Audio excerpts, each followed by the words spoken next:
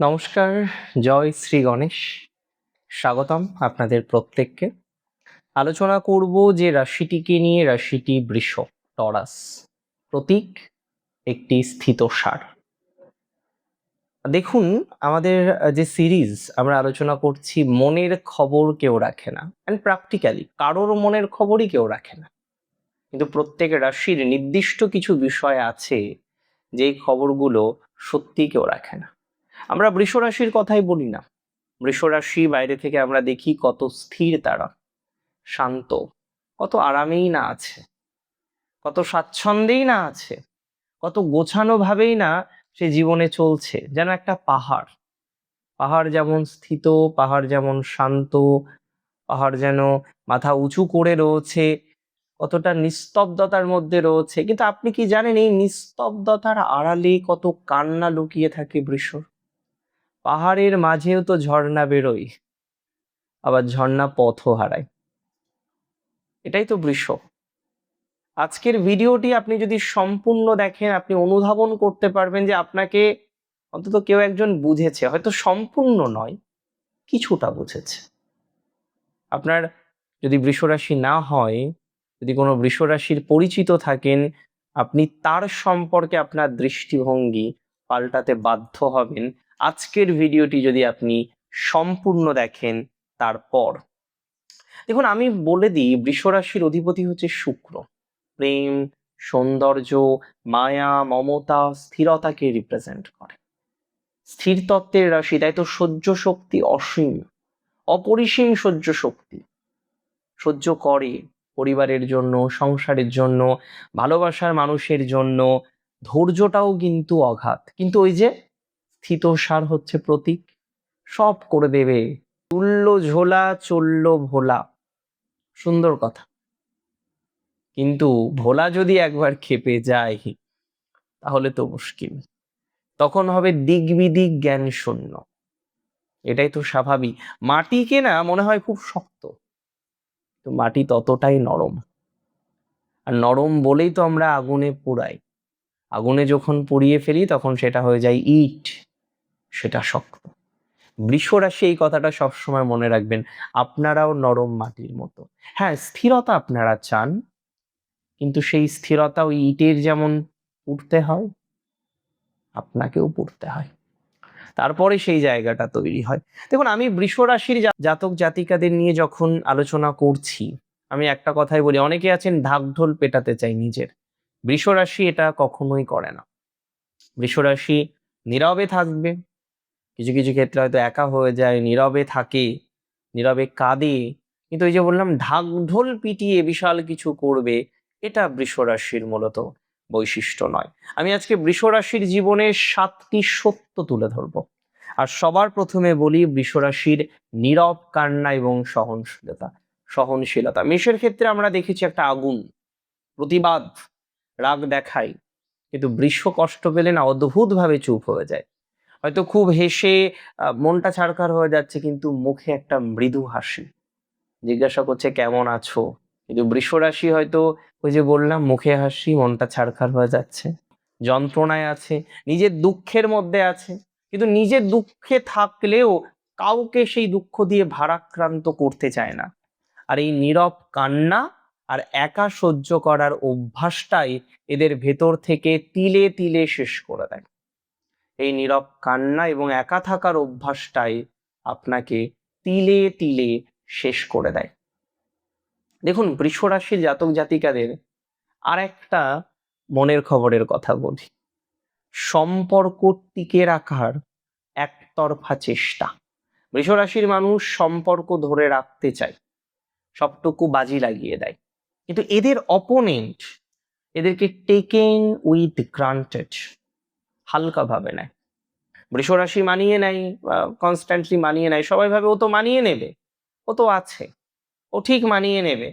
কিন্তু বৃষ রাশি মানাতে গিয়ে নিজের আত্মসম্মানটাকে কোথায় যে বিকিয়ে দেয় এটা বলার অপেক্ষা রাখে না।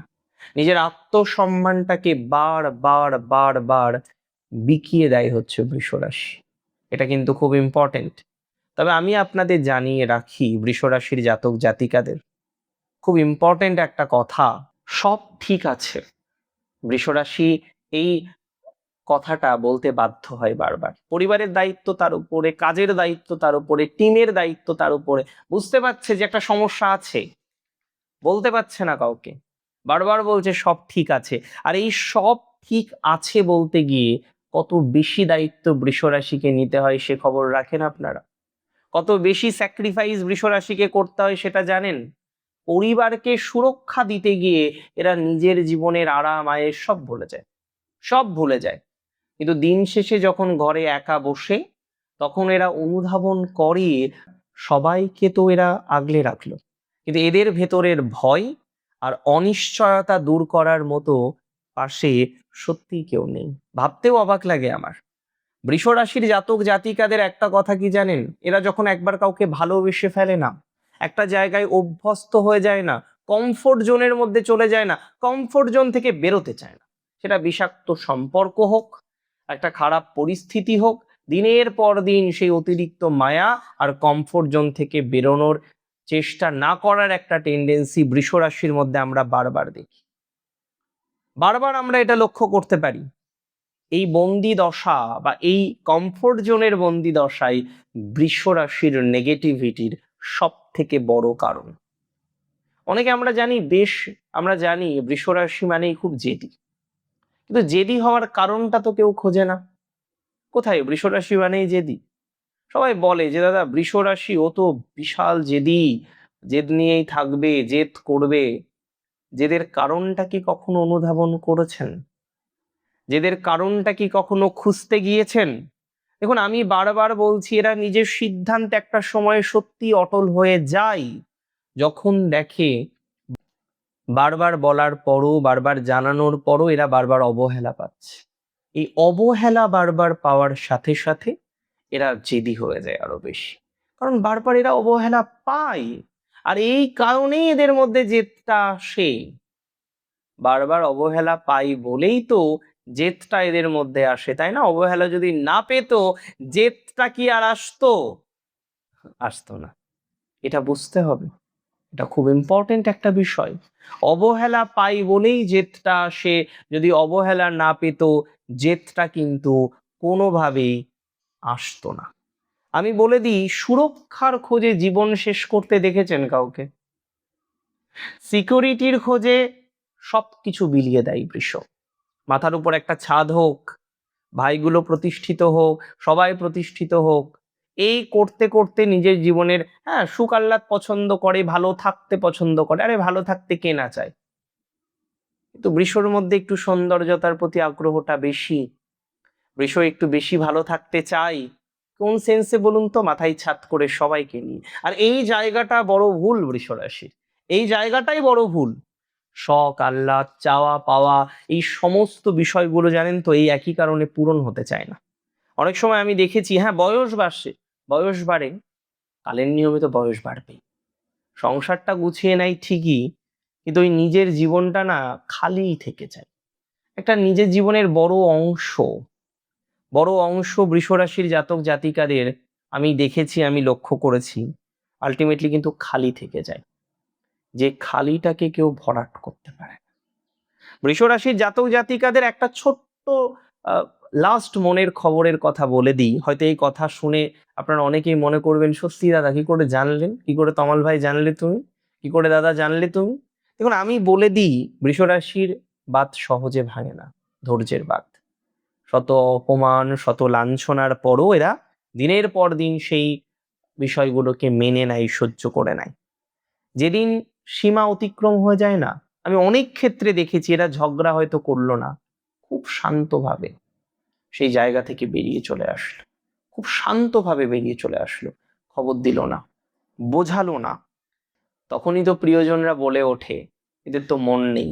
বৃষ এমন রাশি, এরাও কাঁদে, এদেরও মন ভাঙে, এরাও নীরবে কাঁদে, নীরবে কষ্ট পায়, কিন্তু কাউকে ক্ষতি করে নয়, কাউকে কষ্ট দিতে চায় না, তাই তো নীরবে সরে যায়।